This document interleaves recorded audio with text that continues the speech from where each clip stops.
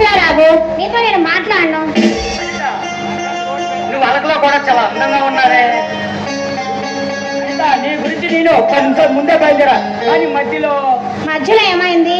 నీ ఫ్రెండ్ కీర్తి కనిపించింది, దాంతో మాట్లాడేసరికి లేట్ అయింది, అంతేనా? నిజమే చెప్పండి. అవును, నీకెలా తెలుసు? అలాగైతే వెళ్తే దాంతోనే మాట్లాడుకో, నేనెందుకు వెళ్తాను.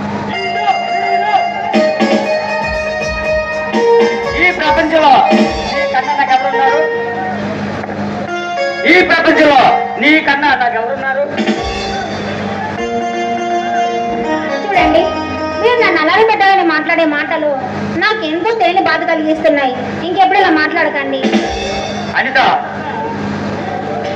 నువ్వంటే నాకు చాలా చాలా ఇష్టం. ఈ ప్రపంచంలో ఎవరు?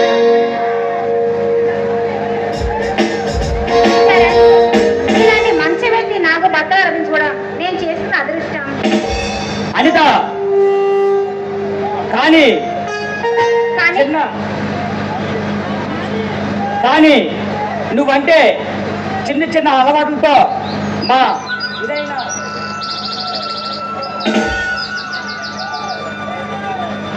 నాన్నగారు నన్ను ఎంతో అల్లారు ముద్దుగా చాలా బాగా పెంచారు. ఈ చుట్టుపక్కల ప్రజలు మా నాన్నగారి పేరు చెప్తే ప్రాణాలు ఇచ్చేవారు. అలా సాగిపోతున్న జీవితంలో ఒకరోజు కారు చుచ్చి తగిలింది. చరణ్, నీ మనసులో ఎంత బాధ పెట్టుకొని పైకి ఇలా ఉండగలుగుతున్నావు? అనిత, మా నాన్నగారు ప్రాణాలు తీసిన ఆశమారెడ్డి గారిని నేటి రోడ్డు మీద అడ్డుగా పోగి మా నాన్న ఆత్మ శాంతి కురుస్తా. బాధపడకు చరణ్, నీ ఆశయం తప్పకుండా నెరవేరుతుంది. అనిత, నా బాధ చెప్పి నేను బాధపడినట్టున్నాను. నీ బాధ నా బాధ కాదా? మన ఇద్దరం ఎప్పుడూ ఒకటే. అనిత, ఈ అప్రంచి బొమ్మ కోసం నేనేం చేయడానికన్నా రెడీ.